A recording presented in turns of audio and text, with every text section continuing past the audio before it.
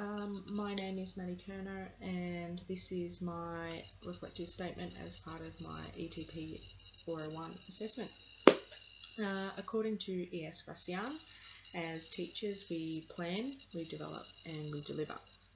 We assess and evaluate the results of assessment, we revise, deliver the revised material, and assess and evaluate again. Perfection is always just out of reach in teaching, but continuously striving for perfection contributes to keeping both our instruction fresh and our interest in teaching piped. As part of my growing beliefs regarding assessment, I have come to understand that assessment is a pivotal component to both the teaching and the learning process in education. However, in my own teaching practice, in order for assessment to be truly successful, I believe that it must be thoroughly considered and meaningful in order to obtain the data and results necessary for improving the teaching and learning of students. Whilst I was on my recent placement, I actually had the opportunity to conduct some of the standardised testing in the form of English online interviews with the students, which was really an interesting opportunity, as I was able to gain an insight into the knowledge that students bring to school from their home lives.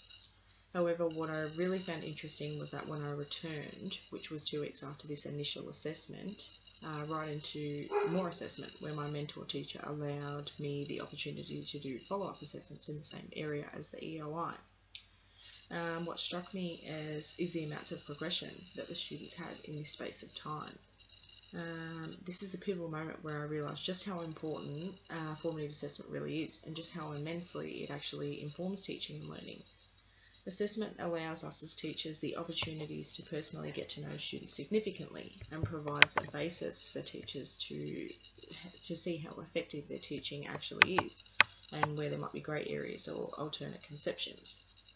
It also poses a springboard as such for teachers, as they can use the results from assessment to set learning goals and make individual learning plans for their students. These understandings do actually inform my personal stance on teaching, as I do believe in the importance of implementing formative and summative assessment tasks, as teaching, learning and assessment are all interlinked.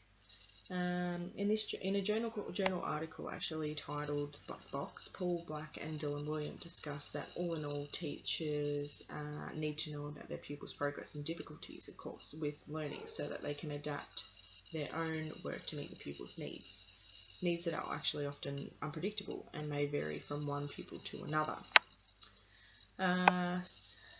Similarly, in this instance, this is the type of information that assessment actually has the ability to bring to the table, which is really helpful for teachers, as it can inform both their reporting back to teachers, reporting back to the students, feedback overall. John Dewey, whom was a famous educator, had the theory that education needed to be more life meaningful, rather than the modern teaching to the test theory that comes about a lot in modern societies. As in short, memorising content is less worthwhile than learning how to think and grow into self-efficacious citizens. This theory closely resonates with my own, as similar to Dewey's perspectives, I have grown to hold the understanding that assessment as part of education actually holds the key to unlocking the potential of individual students' levels of progression, and it also has the ability to improve my own teaching and learning methods. Thank you.